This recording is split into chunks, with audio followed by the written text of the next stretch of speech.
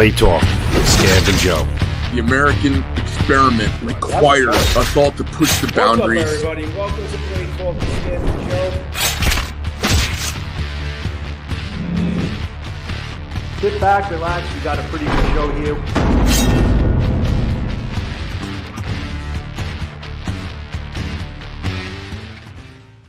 Please don't forget our U.S. veterans. Growing awareness for veteran suicide. Hashtag 22 a day no more. Veterans, you always have a place here. There is a number in the description of all of my videos for some good folk that can help you if you are in despair.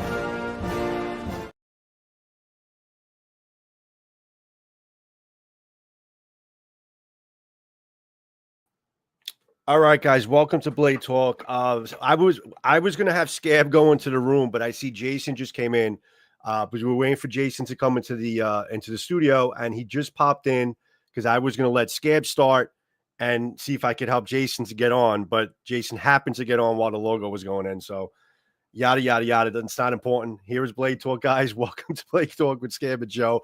Much appreciate for you guys being here. We have Jason Breeden coming in. Really great designer. I mean, he's got a lot of back history in being outdoors all his life, a passion for being outdoors, passion for knife making, and also just making things better and making things easier for people to be outdoors and have tools that they can actually use outdoors when they need them. And he's always looking to improve, and he's designing for companies like Condor, like Tops, Spyderco, most recently, like what we're going to talk about with Cat Siberia, and the list goes on. And I know I'm leaving some stuff out, but I'll let him tell you all about it. But guys, as you know, before I go into the live, we support our veterans on Blade Talk with Scab and Joe, and our supporting channels is Steel Mindset, and obviously Quarry Boys Outdoors with Scab, and that just simply means vets, we love you, and you have a place on our channels at all times whenever you're available. And that's it. So let's get Blade Talk going. Thanks for people who've been waiting in the back room. If you have any questions, please put them on screen, and I'll try to get to them as much as possible. So let's get Blade Talk rolling now. How you doing, Scab? I'm good, brother. How are you? What's up, buddy? Let's get Jason in. I'm hoping we have a mic and a camera that's working. So let's see what we got. Jason, can you hear me? Hey, guys. I can hear you. Perfect. We're good. Jason, how are you? Scab, how you doing? Buddy, I'm alive and kicking. I hear you, brother. Hey, I know this is a little tipsy-turvy, which is par for the course for us. Jason, introduce yourself, if you would. So my full name, Jason Breeden. I've been designing knives now for around 25 years. Joe mentioned a few. I've worked with a lot of great companies over the years. Started off with a couple of designs with Tops. I've worked with Spyderco, did a couple of designs with them back in the early 2000s. I've worked with Schrade, Miltac, Cat Siberia. I've worked with Condor most recently, and a couple of others, DEFCON, and currently with another new company, Iron Ethos. And, even worked in some collaborative efforts with a friend of mine, Jason Marsteiner at the Survival University, and Condor helped us out with that. So been in the knife, been loving knives since I was old enough to hold one and know what one is, but been designing knives for around 25 years. I guess what I would call as a hobby, but working with a lot of great companies, and here we are today. So, well, now, if I'm not mistaken, you have another full-time job, correct? Correct. Actually, I'm here at work today. They're kind enough, have a lot of support, guys, with what I do, and set up here at my full-time job. I'm actually a kind of a vice president of business development. We're a sheet metal fabrication company, so that's my day job. I do a lot of contract metal fabrication, electromechanical assembly, and things like that. So day job here in the beautiful mountains of southern West Virginia, and get to travel around, meet a lot of great people, and work on a lot of projects. Fantastic. Man, that's kick-ass. Listen, we got to meet briefly at Blade Show, and that was fun. Both Joe and I have jumped into your Apoc line, and we'll call it that. I did a couple videos. Joe released a really good video today. Of the four, what would you say is your favorite out of the Zephyr, the Torrent, the Whisper, and tell me that last one, because I've called it everything but what it is. Me too. Oh, the derecho. The Derecho. Derecho. Okay, Right, that's the yeah, official pronunciation. Derecho. I said derecho. I mean, you called it a million different things. Derecho. All right, there we go. Hey, that's hillbilly for a long line of storms, right? I don't know if that's right or not either, but that's the way I say it. So I'll take it. Guys, I've always been a fan of big knives, right? So, you know, I started off oddly doing a lot of smaller things. You know, tops, I did a couple of, you know, what I'll call survival inspired or small carry. I went to Spyderco and did a couple of folders, and, you know, but my love was always a machete. And I grew up, my dad, one of the many talents he had was he also surveyed. And, you know, I spent a lot of time with a machete in my hands, clearing lines and, you know, just out in the mountains of West Virginia, having a great time. And, you know, that old machete and I spent a lot of time together. So, you know, it's just been where my heart is bigger knives and what I'll call short swords. And Condor really helped bring a lot of that to life as well, you know, in my early workings with them. But, yeah, you know, down at CAS Iberia, you know, Patrick and Krista and the whole team they've been like family to me for a long time. And when we worked on this project, you know, I really wanted to inspire and do something that sort of brought together and unfolded a new era for them. Yeah. And so my favorite would really be what plays the most into the CAS line, which is that derecho. And, you know, the name derecho is a long line of thunderstorms, basically, you know, it can continue for many miles. And so the derecho is really, as you showed the other day, Joe, so well, it's basically, I guess, like a wakizashi sort of design. It's a shorter sword, but it's really meant to be used, although it turned out really beautiful and the craftsmanship is great and the work is great, but really meant for this to be something that you go out in the woods and use. And I unfortunately tear up a lot of prototypes. I probably shouldn't admit that, things that should go in a safe or somewhere to show off, but I really like to use them. And this is a wonderful, just outdoor tool and probably my favorite out of the lineup. Yeah. I love it too. I took it, I think it was Sunday. I took it and went in the swamp, and I've been wanting to do that. And I like doing that for a couple of reasons. One, and Joe's been in the swamp down here, what I call swamp. We have like a pine forest. You walk into like a pine forest, and then as you go back through probably within 50 to 60 yards, it changes into honestly like a swampy canopy. And so when I want to test out a machete or a short sword like that, I go there. The thing that really resonated with me, Jason, was that I could choke up, I could get high, and it was almost like a short Tramontina, right? I could drop all the way down with plenty of control, and it was like a survey machete. Handled really well, really well. I released a video about it today. Actually, it probably released probably about an hour or two ago. What I noticed, what impressed me the most about this, I used it a lot for the purpose of slicing and cutting, like water bottle cuts, a lot of like slice. It's a slicey edge, but it also has a robust spine where you can actually also use it for rough applications as well. So I went from slicing 1.5 million water bottles, which was a lot of fun, because this thing has, I mean, the POB on this thing is fantastic.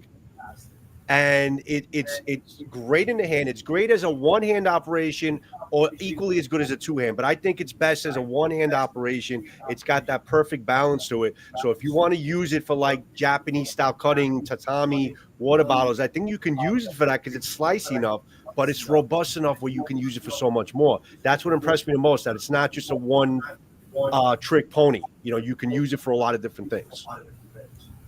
Oh yeah, absolutely. And you're right, guys. One thing to talk a little bit about my designs and that for a moment is I really like modularity, universality. You know, a lot of you know, in my designs, 2-hand, 1-hand, left hand, right hand. You know, I don't like to be too specific and hone in. I want the user to create, you know, their own feel, and that, you know, this particular design really does allow, you know, like you said, you can double up on it, but it has really great balance up near the top, and the structure of the design is carried throughout all of them, you know, which I really like to sort of showcase the, you know, the patterns within a traditional Japanese. Yeah, I love that. I did do something different with the tip, which I think is a lot stronger. Hopefully, Scab, you saw that. Yeah, Joe, you know, really using it. The tip I'm not afraid to break or hurt. And, you know, growing up in the hardwoods of West Virginia, I wanted something a little thicker for harder wood. You know, you mentioned something really there, Scab. You know, machetes are designed to be jungle tools in green and light, you know, vegetation, and to really have almost a hybrid chopper and machete. I think this achieved what I wanted it to. Yeah, I think you definitely did. Well, Joe, didn't you chop like a 2x4 or a 4x4? Yeah, I mean, you know what's funny? The first time I said this in the video, the first time I put this thing in my hand, normally and Scab knows me, the first thing I do is I go in, I take some professional photographs of, I do some B-roll while everything is pristine. I could not help starting to cut with this thing. I literally took it out of the box. I says, holy crap, I got to start cutting with this thing. I went from bottles and I says, you know what? This thing can't just handle bottles. I threw a 2x4 up onto a log and I just hacked away at a freaking 2x4. No problem. No problem. Like, and it was taking bites. And the edge retention held up. And listen, I've done a lot of cutting. Scab has done a lot of cutting with this as well. The edge retention is holding up pretty well. I like this 1075. I like what they're doing with the heat tempering. And it's going to lead me to basically to Cast Siberia again. You know, we'll talk about that. I have a lot of things I want to point out with that. But I think they did a really great job in terms of putting this thing together. They really did. I'm very impressed with it. Jason, how long did you work on this handle? Because to me, the handle, you could, like, for the folks looking at this handle, like you guys seeing that handle, I promise you, it is not what you think it is. It feels amazing. How long did it take you to design the handle? So, you know, seriously, I don't want to sound like it just really came to me, and it, you know, I met CAS crew, gosh, I don't remember what blade show it was now. It was probably, my son was young and came with me to a show. It was at least 12 years ago or more, something like that. And, you know, I was looking at their product, and, you know, I've always been a sucker for Japanese inspired designs. And I drew this on the plane ride home after a SHOT Show. So I'd met him, I'd had this kind of crawling around in my head, and I designed it. And Joe's showing there on the derecho, but if you look at the Whisper 2, you know, that theme is carried throughout all of the patterns, right? I really wanted to come up with a way, and the original Whisper was meant to be what this turned out to be, which you can see you have the red liners, the black handle, and you can actually see the diamond pattern in behind the handle scales. This is a lot more prominent on this carry design. that all the way through again. Yeah. You know, I talked about it earlier, modularity and sort of carrying through that thought process on all of the designs, as you guys, and I know Joe's done a wonderful job of showing some of these off, Scab, you too, that, you know, you can see here. Now there's actually hollow diamonds in some of these in the fixed blades. And, you know, it took a while to get the vision to really come out the way I wanted. But what it's done too is hopefully allowed us something here to, you know, as these sell and see how the public responds. If the public responds well, it allows us to change the color patterns on these to offer specials. You know, I'd like to do some some really cool things, maybe with a flame hardened look in the liner, with maybe a lighter colored, maybe even a white handle. So what it does again is that modularity that I talked about that I want to create in each one of my designs. This was really a showcase for that, because each one carries the pattern and the handle shape thoroughly through, but it also really accents the Japanese design. You know, it pulls the liner pulls out into the front and allows you to see it exposed. And in the Whisper, it also allows for the pivot pin to be revealed differently. So you really get a true swept design on the folder, and yet it tucks in well, and you hide a lot of blade edge in it. So I'm going to show. I have some handle pro itself, pictures I took of it today. I'll put it on screen. Yeah, it was it was just a labor of love, and the team worked with me really well to bring it to fruition with the right materials. Yeah, the Whisper has gotten a lot of love on the channel. Joe actually does an amazing job, like doing things like this. For me, I'm more function, but the Whisper has probably gotten the most love, and they did a great job.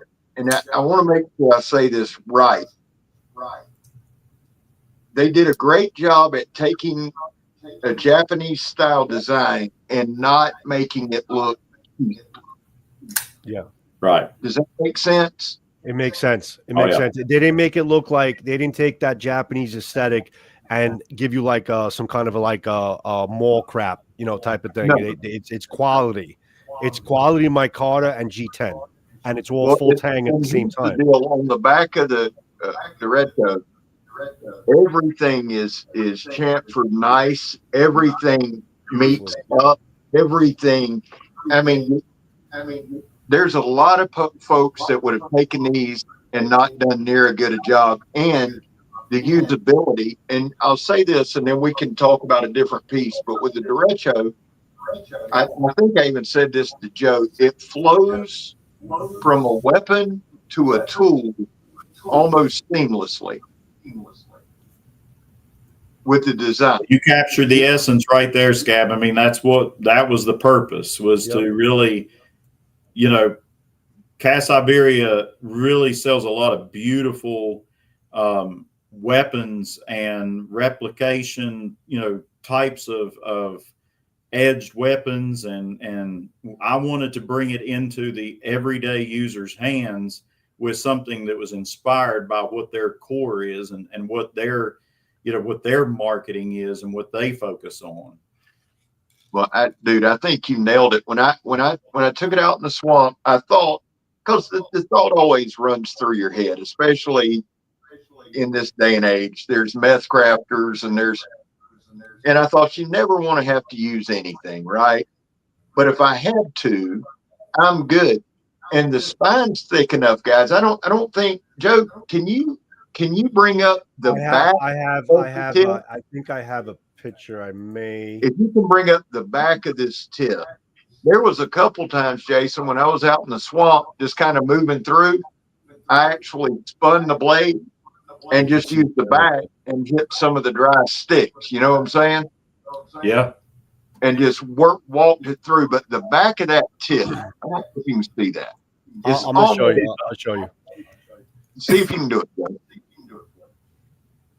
Oh, the tip? Yeah. Tip. The back of the tip. If I can get it focused, there you go. Right there. See how thick that is, guys? See how that comes down? It's a chunk of steel. It's a huge chunk of steel, man. That's as reinforced of a tip as you're ever going to have. I mean, this thing is solid, man. But as you saw, Scab, I'm sure, and Joe, you too, using it, it will really sump up into a piece of wood. I had a lot of just firewood laying around when I got the first prototype, and I really wanted to see how it would compare to even things like a hawk spike and things of that nature. And that tip was just incredible. I mean, actually, it probably is more likened unto what you would want on the tip of a hawk. It gives you the sharp and a true penetrating tip. And honestly, if you were to catch vegetation, or like you said, Scab, even flesh with that tremendous amount of damage, just the way the geometry is. And I mean, it really will hold up, and it allows it to be easily sharpened as well. There's no transition there. So once you get the line, and that's something that's important for me. I'll speak, as much as I love knives, I've never considered myself a great sharpener of knives, but I want to also try to bring geometry. And if you look at the geometry of each one, as you brought up there, Joe, all of them have very, very easy edges. I mean, even the Torrent, doesn't, what I would call, actually has a more traditional, has the more traditional tip on it. So, all of these, and really back to that derecho, has that strength of pattern and ease of function and sharpening. Oh, but this tip is no joke either. You got some nice meat behind this tip too. This is this is not a slouch. I mean, you got some a nice spine and a nice tip behind this Torrent too. So this is no joke. This is the Torrent was a really good little fixed blade. Really good fixed blade. I like that Torrent a lot. I'll tell you the truth. This Zephyr, I like it too. I like this. I do a lot of cutting with this thing. I like a lot, and not even from a knife reviewer's standpoint, right? Like I did Sunday when we went in the swamp. I come back, peeled an apple, shaved some firewood, struck a ferrite. But I've been carrying this, just carrying it, right? Like on my morning walks, and I'll throw it in my pocket. This is one of the most handy. You can come up and use that tip for fine work. You can do anything you need to do just around the house. Talk to me a little bit about the Zephyr, Jason. So, really trying to create a sort of a Kiridashi design, maintain the pattern behind the rest of the line in the series, was something that, you talk about how long did it take. This one probably honestly took me longer than any of them to really get the lines the way I wanted them, to truly create, a solid 3-finger grip, but really could get in, like you said, Scab, you can get to 4 fingers pretty well. You can pinch on it. I wanted something that was totally versatile, and honestly, simplicity is the most versatility. And, this knife turned out wonderful. We did have probably more variations of this, just trying to round the edges, but not too much. We wanted plenty of meat to grip in our discussions, but this little handy knife, really, I've always wanted to do a neck knife. This was really considered what I'd say one of the first production neck knives that I've done. And I love it. I mean, in a reverse grip, you're able to really get the thumb over the end and not have any movement. And I think it really captured the elegance of that sort of taking a broken piece of steel and turning it into a small tool type of feel or mindset that is used in a lot of those designs. And so I love the way it turned out. I have a question. Well, I have a question and a comment about Cat Siberia. First, I mean, if you're able to share, who reached out to who? Like, did they reach out to you to kind of design for them, or how did the collab happen? Not to be cliche, it was very organic. Like I said, I was at a blade show and walked by, and my son actually, one of their weapons caught his attention, and he wanted me to buy him a set. And so I got to talking to that time to Blake, and met Krista, and of course later met Patrick when he came on board. But the very early collaborations that we did with the original Whisper, which was actually done with Kislyar Supreme. So Kislyar, Cass had picked up the Kislyar group or brand and was carrying that. And Blake and I got to talking after that plane ride home from one of the SHOT shows and that we had talked at, and I shared the design of the original Whisper with him.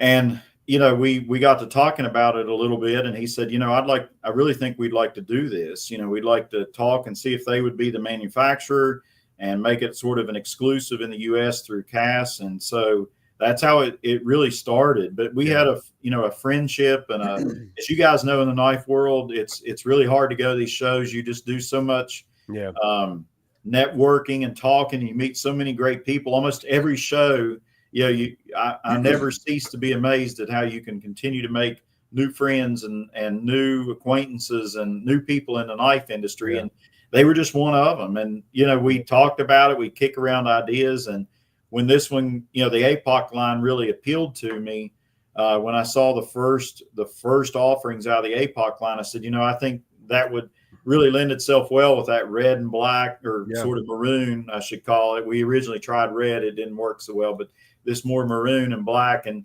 honestly, I think that was just sort of the right spark. And they're looking for they've always been looking for a way, I think, to continue to expand their brand and yet stay true to what their core is. You know, you never as a brand or a company, and I know they'd be okay with me talking a little bit about this, they do not want in any way insulate against or isolate, you know, their core and the people that have been long-term customers, but they want to bring them into, you know, a different line or a working sort of line. And like kind, we're hoping this line will actually bring people into CAS's, you know, people that haven't explored that traditional lineup, and bring them into that as well. So, you know, we're excited as collaborators, you know, to work on this, to say, hey, this is a way to get, you know, obviously my name as a designer, you know, and I'm so grateful to everything they've done there, and hopefully to expand the brand as well. Scab could agree with me on this. I mean, I've been dealing with Apoc for probably about 4 years, almost 5 years now. And one of the biggest headlines that I made it a point to put a headline on a couple of my videos, as even the latest video, is even though you're facing the end of days doesn't mean you don't have to face it in style.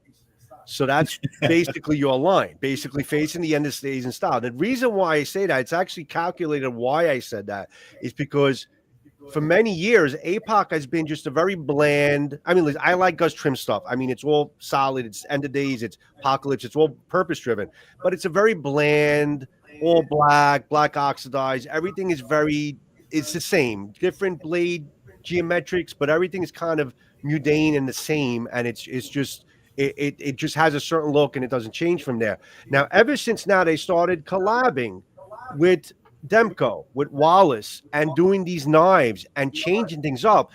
As soon as I saw Wallace's designs that Scab was reviewing, I'm like, wow, this is Apoc. I'm like, well, since when did Apoc start to go in this direction? And then Demco's designs, and now your designs. I really like the direction that Apoc is going in, because, like you said, they're introducing a couple different people to new designs, but they're still keeping true to the design of that whole apocalypse, end of days type of scenario. But you guys are just adding so much more in. I'm loving the brand. I'm loving where everything is going, and you guys are making it happen. That's a great thing, you know. Absolutely. Yeah. The whole Storm series, that, you know, each one of the knives carries sort of a name around a storm, which Whisper was the beginning. But it is really what I wanted to embody was, you know, when I think of a lot of Japanese inspired designs, you know, I think of that very silent but effective. And, you know, a whisper can be a deadly thing sometimes, but, you know, really sneak up on you. And so I wanted to incorporate that in this design. And you're right. I think sometimes style is, I'm definitely a form follows function guy. Like, typically I have, you know, an idea. I may see a pattern in my mind, but I want to make it applicable very quickly. If it wasn't born exactly out of a need or something that I see out there, but each one of these really follows a need. I mean, you're carrying the Whisper. It's a great pocket knife, and truly, what I wanted to do is something that I had not seen was truly carry or design. And if you look kind of on this straight edge, is really design a upswept Japanese inspired knife that Mhm. truly has a full sweep like a katana Yeah. or like a lot of Japanese inspired designs.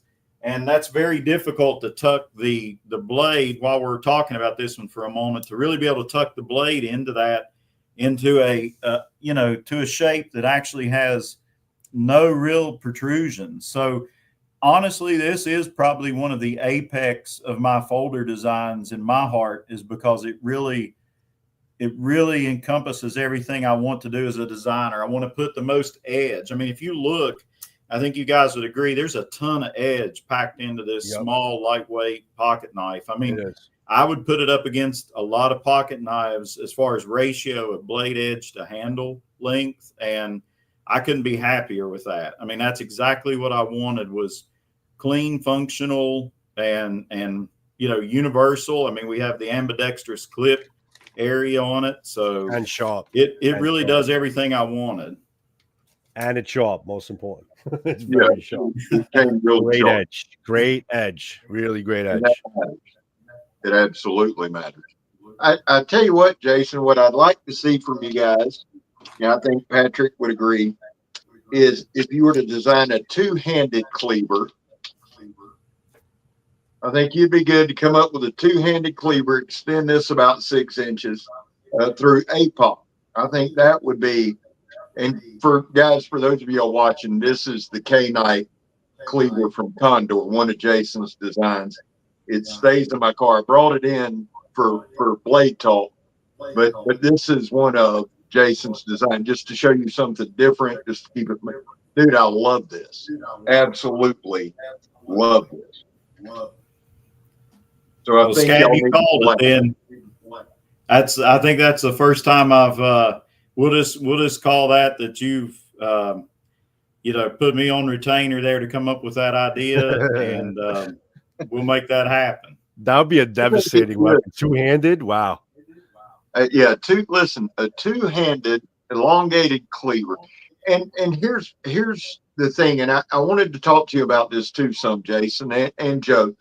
We're all in 3 different areas of the country, and this factors in, right? Mhm. So what I think you've done, what I know you've done with this line, with your line with Apoc, is you have covered a ton of different areas of the country with the dresser, and I'm talking about from a physical presence. You've made it to where if you need to chop a harder wood, you can. If you need to take on foliage, you can. You can. You've addressed the pocket knife situation, which this is really, truly, honestly, I love carrying this. This gets a lot of looks, but from a, if you want to go the self-defense route, whatever, and you've made 2 multi-purpose fixed blades in the Zephyr and the Torrent. Having said all that, Jason, when you're designing, how much geography factors in? I know you mentioned growing up in West Virginia and how that played a factor. Do you think broad, or do you just say, hey, this is my area? So I'll tell you guys a funny story. The guys, co-workers years ago made a joke and really, hammered me on it for a while. They asked me one time, like, what inspires my designs and what makes you want to do certain shapes. And I said, honestly, a lot of it is putting my mind to where it's going to be used. Geography is a big part of that. And they laughed. They were like, oh, okay, so you have a desert knife and a jungle knife and a ocean knife. And I said, well, honestly, tools are largely inspired by our surroundings. So, while they joked about it, I meant it, and it really sunk in. Actually, a little bit of the ribbing, kind of got me to a point where I thought, it is a lot of it. And so we talked about it earlier with the derecho. Really, guys, it plays a lot into it. And as I said, I don't want to ever design something that's, mainly inspired around maybe just left hand or right hand use or just jungle chopping. So like you said, the derecho really meets the needs. If you're in South America, Central America, you're going to have no problem with this design. But at the same time, you have the meat and the geometry. I mean, you can drive tent pegs with this thing in hard soil, right? So you can bust a rock with the back of it. I have no doubt, you know. And while I don't ever subscribe to using your knives for something other than what, you know, they're designed to do as a tool, you know, we all find ourselves in situations, and that's really what I try to do. Is so geography plays a big part in that. To answer your question, it you know, a dive knife doesn't always fit the bill for going out and, you know, starting a fire, although you should be able to do that. But, you know, harvesting wood for a fire is one thing, you know, and I'll kind of segue a little bit into this, you know, into the torrent with that. I really think that shape has turned out for me messing around the house to be one of the best shapes for skinning, feather sticks. I mean, really, honestly, guys, this shape, you can baton it through something. The handle is universal enough with that, you know, no additional features. And don't get me wrong, I put a lot of finger choils and things. You know, all my designs have a little bit of different and significance and flair to them, but this is just a very good utilitarian. Stick it in your truck. You've mentioned that a couple of times, Scab. I've heard you say, you know, keeping the cleaver in your truck, and that's really what the derecho was meant for me to be, is under the back seat, you know, easy to deploy. Tree goes down in front of the vehicle and you got to do something, or, you know, get some limbs out of the way because you're trying to do work in the yard, whatever it may be, it's right there at hand. And each one, while serves its purpose, really complement each other. And that's something I try to bring to my designs. And I know can be a little recluse over the years, this many years of design, and I haven't done a lot of, you know, discussion about it. But all of these designs, and if you look back here, I mean, this is a portion of everything I've done over the years, including your cleavers down here at the bottom. But I really try to bring in, you know, the mountain pass from Condor had its sort of mindset and what it did. And, you know, you talk about, I'll just talk a little bit about the surveying and where you're from. You mentioned that this Condor, you know, this is the surveyor, and this was really inspired by, you know, spending time out with my dad in the woods, you know, doing the surveying. I always wanted a little sheath knife that I could go and, you know, hook a branch. You can do it the back, you know, chop easy with it, but wasn't, you know, an unsafe, you know, kind of had more of that heavy chopper, but in a light package. So as you can see, I mean, again, a very, you know, common shape and sort of a modified coffin handle, fits really well in your hand with the, you know, you have open point, you know, it kind of fits into the swell of your hand here. You can choke back on it and snap cut with it. You can, you know, you can choke up on it. And so I try to bring that mindset. That's a terrific looking design, Jason. Mindset. I like that. It is one. a mindset. Yeah. And all of these designs really have a function and a focus from me, but I want to make them flow together. Just like this Storm series, you know, this Apoc series did. I want them to flow together very seamlessly, and they're both their function and their looks. Well, I like the way too that this line has a 90-degree spine. I like that a lot. I like that the Torrent does. I like that the Zephyr does. I like that the Derecho does. To me, Jason, and there's a million discussions. For me, I like a campfire. It's part of the camping experience. But if we're going to talk survival, I mentioned this the other day. Sometimes you just want a fire for the comfort of having a fire. And I've talked to a bunch of old men that said, man, that, you know, went out hunting and went on a late afternoon scout and a storm hit and they're out overnight away from their camp. And one thing they do is build a little fire, you know, just for that warmth. And I like that factored in on these knives. I really do. Well, thank you. That's something I try to carry through to all of them. And it was important on these being a utilitarian, you know, view. I mean, as you guys well know, I mean, the Cast Siberia team sells a lot of very beautiful swords, wonderful, you know, Japanese and sort of regionally inspired different designs, and they're beautiful. each one of them that they do. And the Apoc series, I think, has really captured that utilitarian and survival feel. And it is important. You know, I don't teach survival. I don't claim to be, you know, a survivalist per se, but growing up, you know, in the hills and mountains of West Virginia, my friend Jason, that owns the Survival University, you know, he tells the story of him getting into survival. And he said, look, those are just things I grew up doing. And it was really the same for us, you know, in Southern West Virginia. You know, we all grew up out in the woods and the wilderness, and that was a big part of childhood. And so you learned how to make a fire. You learned how to, you know, cut brush and cut trees and, you know, prep for the winter. You cut firewood. And so, you know, edge tools and weapons were a part of what you did, you know, and we all had, I mean, I grew up, guys, buying the old Starvin' Marvin. I don't know if you guys are familiar with the Starvin' Marvin store brand, but I bought the hollow handled survival knives and, you know, broke the handle off and then made a spear out of it, or made my own handle. And so that's kind of, you know, how you learn to create a little bit of what's useful, what isn't. And that, you're right. I mean, that 90-degree edge is something that needs to be incorporated in all of those designs. Yeah, because it just completes the whole package.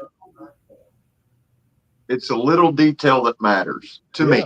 Sure. You know, it's just like with the sharpness, and I've noticed Apoc with their knives especially has really upped their game on the sharpness, and that matters too to me. You know, do you have anything else coming down the line with Cass or with Apoc? So there's actually a little Easter egg here. There's a few more. We actually have already done an axe.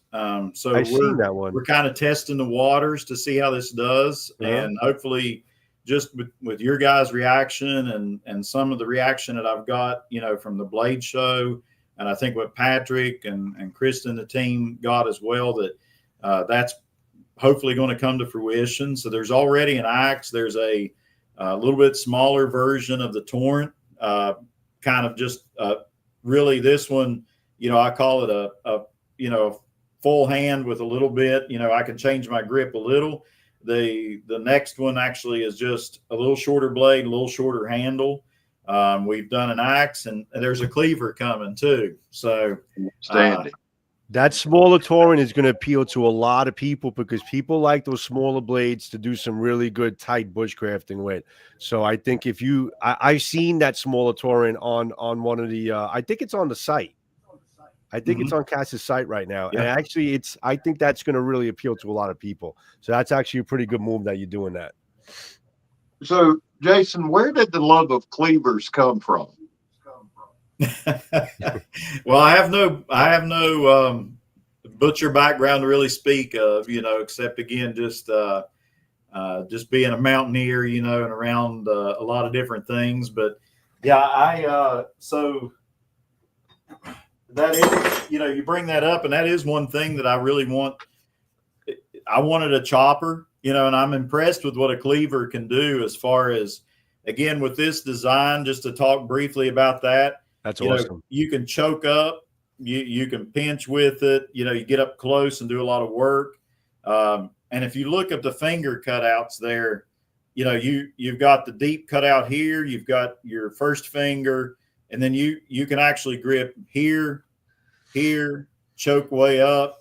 And then the way the back of this handle is made is, you know, what I like is again, that sort of that snap or reach out and snap cut something. But I don't know.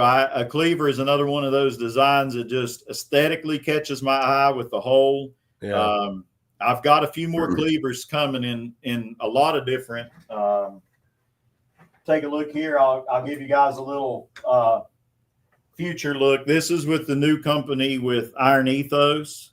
So again, sort of cleaver inspired, but this is what we're calling a sea axe, right? So a lot of the same principles. You can choke up on this bad boy, get up really tight. You can almost use it as an ulu sort of shape.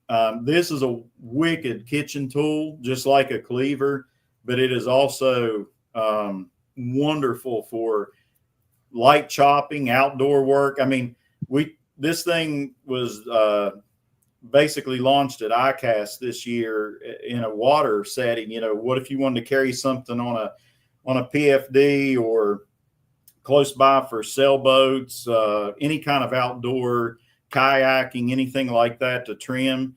And most of those guys said, I just want one in the woods, period. You know, That's an amazing looking piece. Where's that going to be sold? Who did you make that for?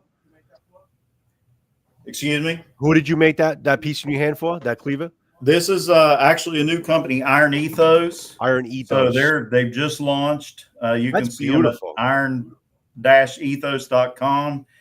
And you can see here, I mean, liners, the detail of the different colored liners in the back. It's a proprietary steel with them. And I think just it turned out beautiful. I mean, really captured the essence of the design. That's and awesome.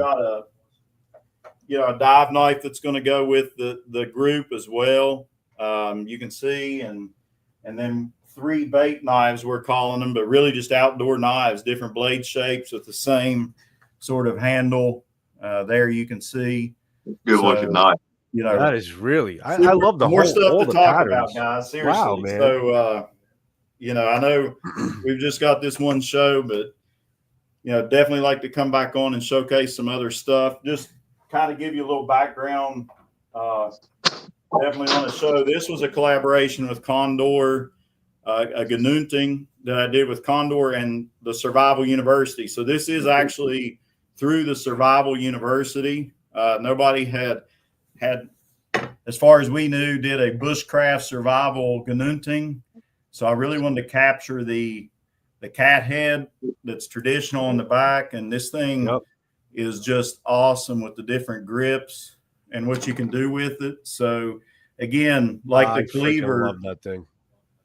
Wow. You know, inspired by a true traditional design, or, you know, even like the Apoc series, but with just a little bit of a flair and a twist to it. So, and you can see that same tip, you know, very strong tip on the end. Yep.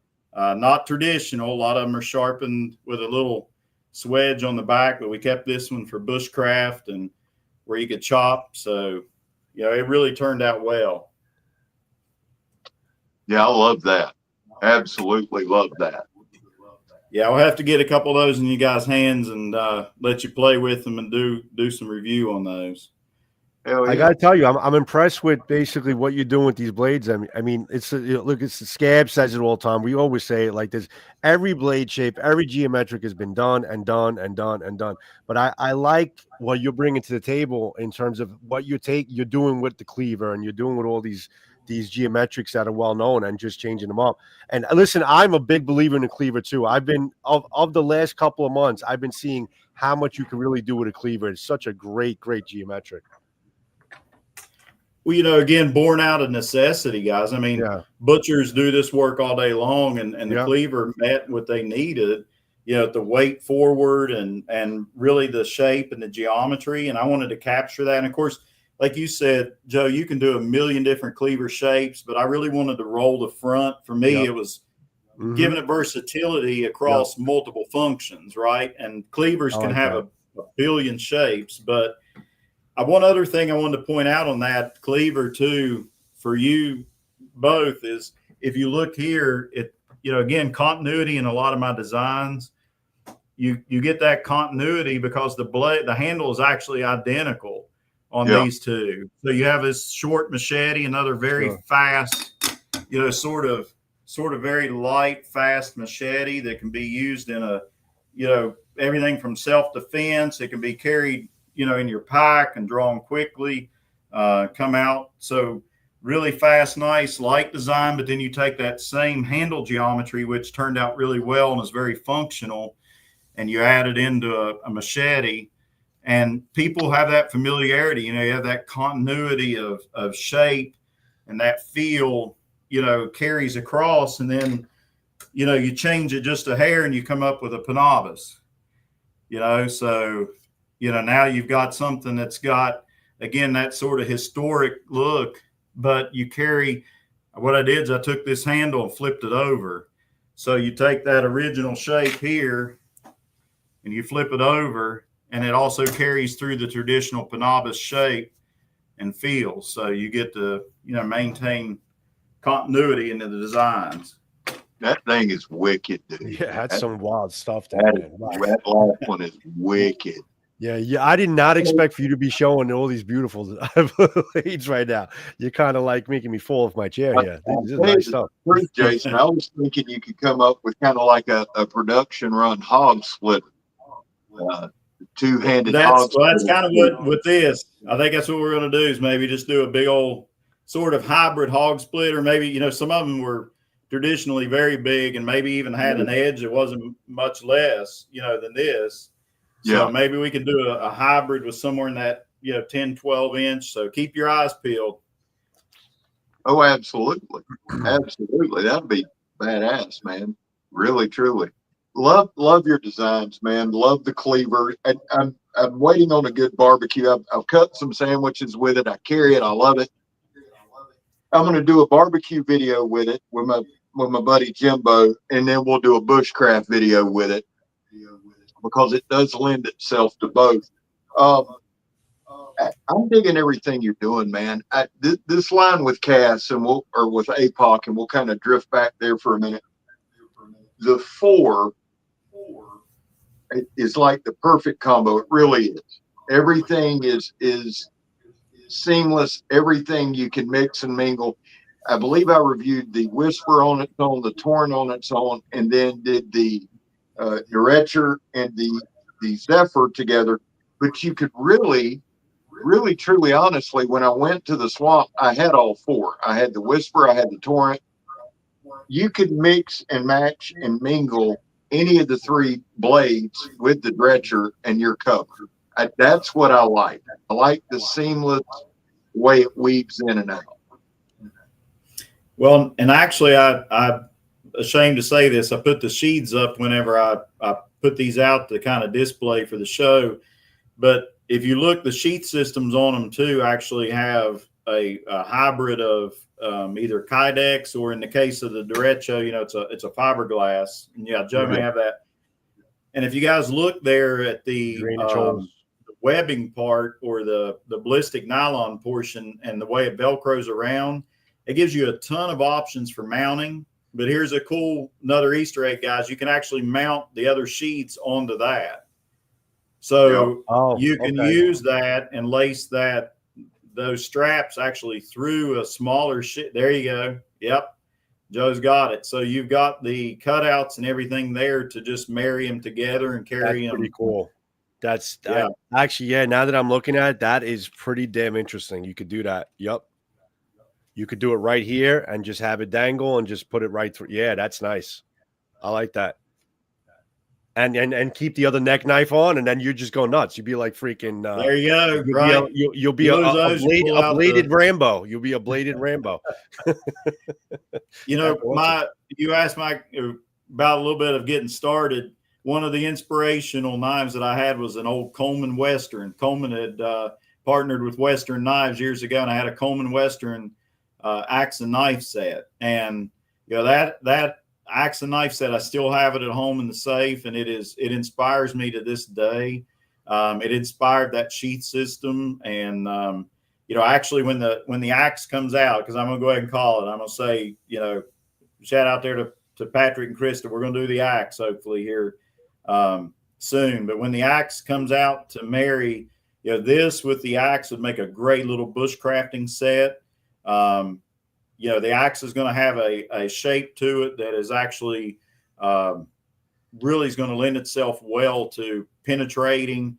It has a tip up sort of design so that if you do thrust with it, so again, keeping combat in there, but also lending to, the outdoor work and activities that you're going to do majority of the time. I'm never have been an operator or anything like that, but I wanted something that, if someone, special ops or, someone in Leo wanted to carry something that they could use in the field, absolutely could be used for that, but also for bushcraft, working around the house. I mean, that's my goal in all of my designs, is to truly make something that appeals to a wide mass. And once you get comfortable with that shape and that feel, and you're digging it. Joe, I didn't really understand until I got to watching a lot of your videos. Your love for that color scheme, I think it played right into that. And, it allows people to continue to carry that through and look in a way that's not, hard on the pocketbook, right? I mean, you grow your lineup, you can add different shapes and different styles as you go. And that's really what I want, is something that is affordable. Value, something I preach at work every day. You guys said my day job is, it isn't really about money, it's about value. Yeah. And it's what If I can interject with that, listen, we don't, and Scab says it, we all say it all the time, when we don't want to really play it off like we're trying to sell something to people, because we're not. We're just trying to give people their experience, and people make decisions themselves. But since you brought up the price, that's one good thing, because you got some really top quality stuff here, and the way they're pricing everything, I think it's pretty accessible for most people to be able to basically get into. So I like the way you guys priced everything with Apoc, with the tools, with these lines of knives from the designers that they're collabing with. I like what they're doing there, because now they're making some really cool designs that they're adding to Apoc, but they're pricing them really well and making them accessible to everybody. So that's a good thing, a really good thing. Right. You want something you can use, guys. I mean, I grew up that way. I'm a hillbilly from West Virginia, and I love knives, and a lot of times I'd see things that didn't hit my pocketbook just right, or if it did, I didn't want to use it. Right. I spent a lot of money on it. And what I've really wanted to achieve with working with all these collaborations from Tops and Spyderco all through is really give people a truly functional something that they have with them. Like you said, both of you said earlier, I mean, I want to see people with that on their side. Right. And honestly, I want to bring back, carrying knives as really a sort of who we are. Knives used to be and have been a part of a lot of cultural dress over the years, where, what you wore as a tool every day and used it in the kitchen, you used it out at the camp, you used it, to skin an animal, or you used it to whatever, that you had a need for a sharp edge in the kitchen. And, people carried those with them every day. And that's something I want to bring back is, thank you, Joe. Yeah, that's, a lot of my designs are based around trying to, really work with people. You show this one of my older ones with mill tack that I did.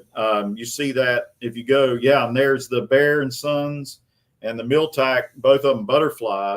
Both of those are utilitarian butterfly knives. So, I really wanted to bring that, and so are the Spydercos, so. Here's some condor pieces. I love your condor piece. I did not realize until I kind of looked up your page, I did not realize how many pieces you designed for condor. You've done a lot of pieces for condor. I thought Joe Flowers did everything for condor, but let me tell you something. Jason Breeden do a lot of stuff for condor. Damn. Joe's great. Listen, and Joe's really got the background, to put it. Oh, there's the axe. There's the axe. That's it right here. Yep. Yeah. So, with the axe, this smaller torrent right here, which I like. Right. Yeah. Yeah. You see the Survival University there, and how the continuity of those designs, you have a smaller bushcraft and the larger one, and then, the Ganunting.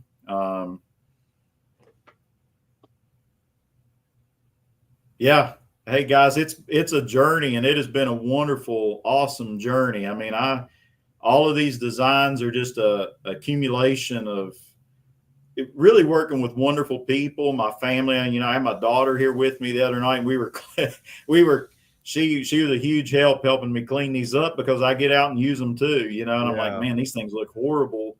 I've got to try to show maybe some of these other designs. And we spent a lot of time with some flits and cleaning, and thank you for spending the time to get them ready. We appreciate that. Thank you. Gorgeous. Yeah, that little design there. This folder, I wanted to ask you, what's the deal with this folder here? So here, I'll show you if you want to. So this is actually the prototype I got in my hand here, but this was maybe one of my earliest of all designs, where I wanted to incorporate 3 edges into a knife. And so you actually have the tanto there. And then on top, you can actually use it as a clip. So it is a double, I guess. Well, actually the name's going to be Trinfinity. So it is a triple edge knife. This is with DEFCON. And you can see here, really beautiful work. I mean, this thing, we're going to end up with carbon fiber scale, titanium frame lock on the back, really nice clip. And this thing is actually, the edge tucks in there so you don't have any edge exposed.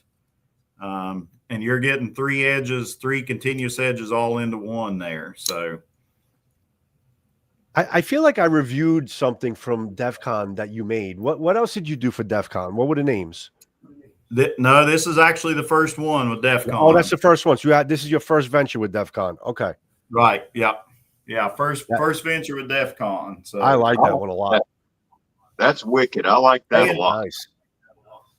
Yeah, I'm excited. I'll get you guys, should have production pieces in soon on that. But I'm kind of a big folder guy. This one with Condor, and you can see with my hand, the age of the old Almar, the true Vietnam era Almar folders, they were beefy, big folders. Nice. And, this actually goes on par with this tactical. This was a Condor fixed blade. It got a lot of high praise and reviews, so I just turned it into a folder, and gave people. That looks like almost like a 5-inch handle. That's a big handle. Yeah, it's compared to my original Captain design was Spyderco, which was you can see a lot of people are familiar with the Captain. It's a beast. Yeah. It's got the kind of universal left or right hand carry clip on the back, which I think turned out really nice. It doesn't create a hot spot in the hand, but Condor classic finish on that. It turned out well. And, honestly, again, just as with the Whisper and the Torrent, you're sort of getting that, hey, I love my fixed blade. I want to carry it in my pocket type of deal. It's a good mixture. I like that. I like that thought process. I really do. I like that you can kind of combine them up. I like that they look similar. That's dope. I like that a lot.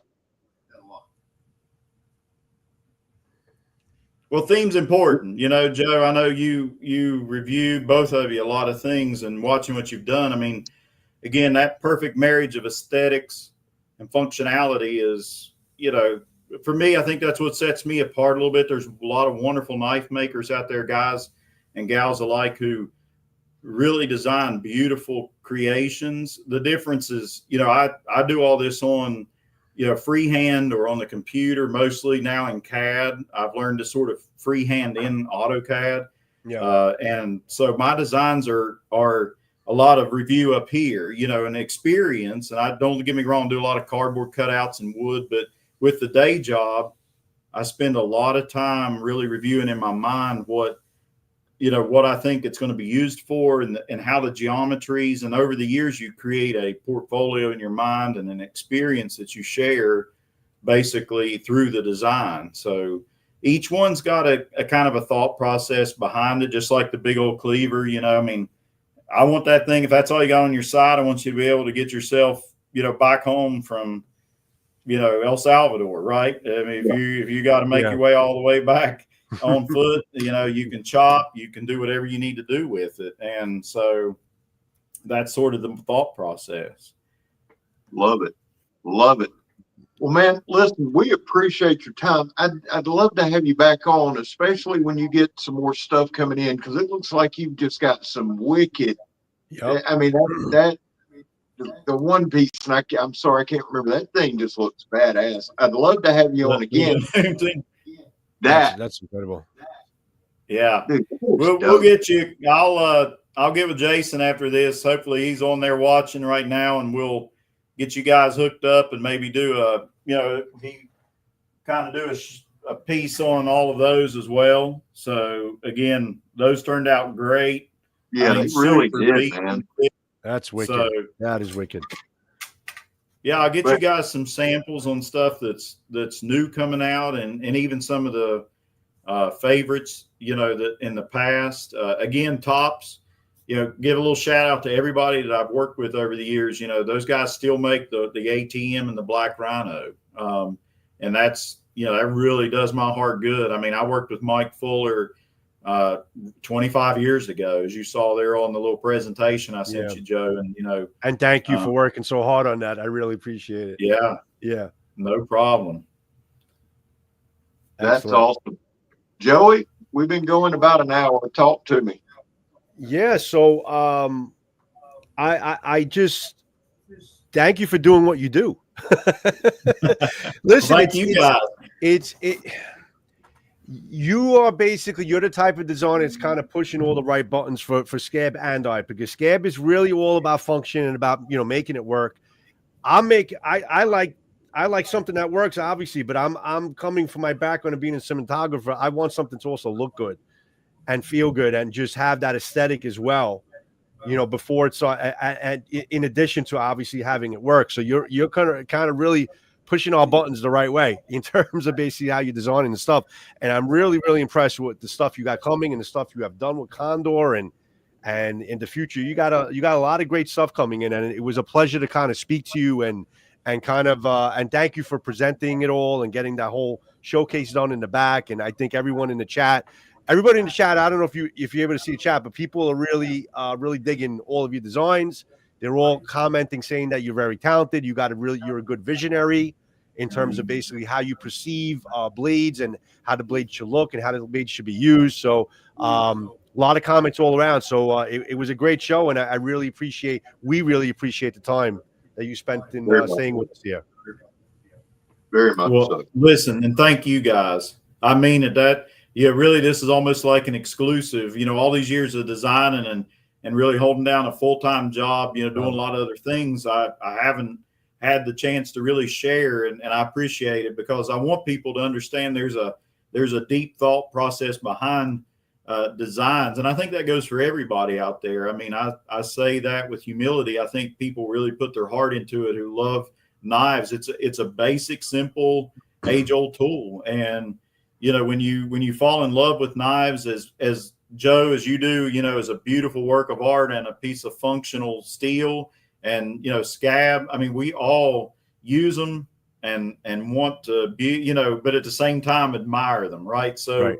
I appreciate you guys giving me an opportunity to sort of speak out, and from here in my hometown, shout out to everyone in my family, my friends, co-workers. Just thank you all so much. I mean, so many people support it, and I appreciate the time to jabber on a little bit and talk about it with you. Well, we say it all the time, and I know everyone at the end of our Blade Talk, we say it all the time that this is your platform. I mean, if you have anything, you just reach out. You have my contact. Let's, just don't be shy. Reach out. Let us know if you got something coming in. You want to showcase something. You want to talk about designs. I mean, that's what we're here for. So we would appreciate you coming in again anytime you want. It's all up to you. Same here, guys. Yeah, I appreciate it. You really pushed some of the right buttons for me too, so I appreciate it.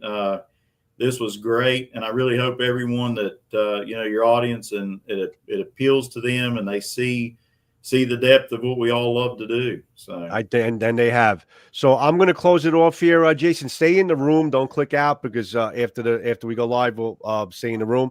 But I just want to tell everyone in the chat, thank you for all your enthusiasm. Thanks for sticking around. We had a nice room tonight. I'm sure you enjoyed the show. I can see you have. And Jason was a great guest. We thank you, Jason, for being here.